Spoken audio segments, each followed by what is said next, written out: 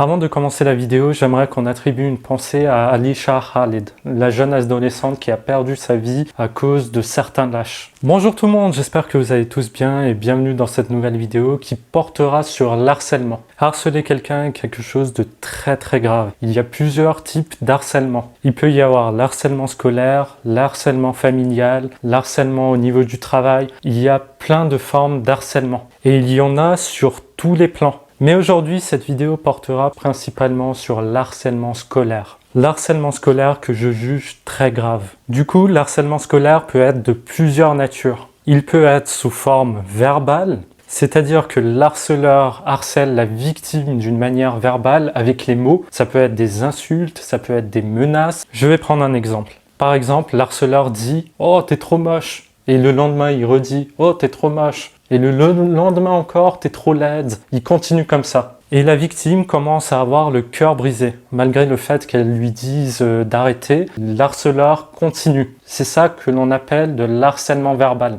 Ça peut être aussi des menaces de mort ou des menaces tout simplement. Si tu fais pas ce que je te dis, je vais afficher ta photo ou ta vidéo. Ça, c'est ce qu'on appelle des menaces. Ensuite, il y a l'harcèlement physique. Ça, c'est quelque chose de très grave. L'harcèlement physique, c'est quand l'harceleur s'en prend à la victime directement. C'est-à-dire que directement, elle passe aux choses physiques. Soit c'est par la bagarre, soit c'est sexuellement. Mais à ce stade-là, on peut parler d'agression. Mais dans tous les cas, toutes les formes d'harcèlement sont très graves. Et c'est pour ça qu'Alisha Khalid a perdu sa vie. Elle a été tuée par 2 lâches et par plus principalement 2 harceleurs. La première question qui nous vient à la tête, c'est comment lutter contre le harcèlement. Tout d'abord, si on est victime d'harcèlement, le plus important, c'est d'en parler. Vous devez absolument en parler, que ce soit à vos parents, que ce soit à un de vos proches, que ce soit à la police, mais parlez-en. Et si jamais l'harcèlement prend beaucoup plus en intensité, vous devez porter plainte à la police. Et surtout, il ne faut pas avoir peur de ces personnes. Parce que justement, le pouvoir de ces personnes, c'est votre peur. Et si vous avez peur, ces personnes vous retiendront.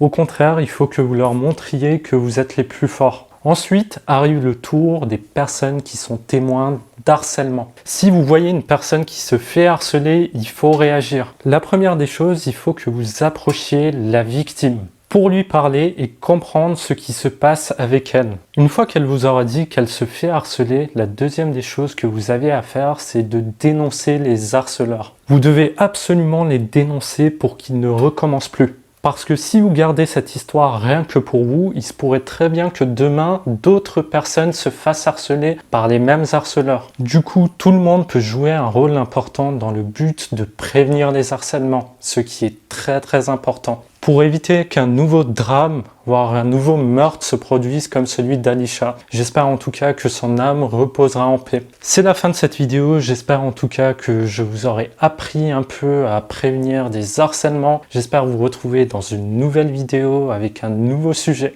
N'hésitez pas à vous abonner et surtout à laisser un commentaire ou une suggestion histoire que je puisse m'améliorer.